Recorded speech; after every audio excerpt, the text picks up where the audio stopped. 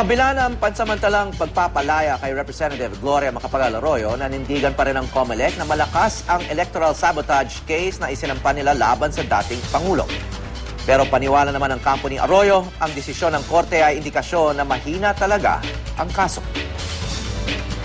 Sa ngayon, ang pananaw niya, hindi sapat yung ebidensya para tuluyang ipiit or manatili sa VMMC si dating Pangulo. Hindi ibig sabihin, sinasabi niya na palayain na natin yan. No? So, again, ayaw natin pangunahan din yung kaso.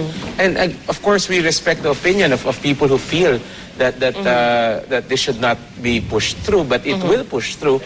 And we will prosecute the case. Sa tingin namin, may kaso kami.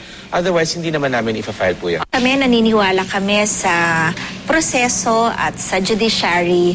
At alam naman natin na yung quantum of proof para dito sa kasong inisampa nila laban sa dating Pangulo ay mataas ang hinihingi ng batas. No? So sana ito nga po ay maganda ng indikasyon ng patutunguhan ng kaso. At kami po ay naniniwala na batay po sa ating rules of court na malakas po ang aming laban. Okay.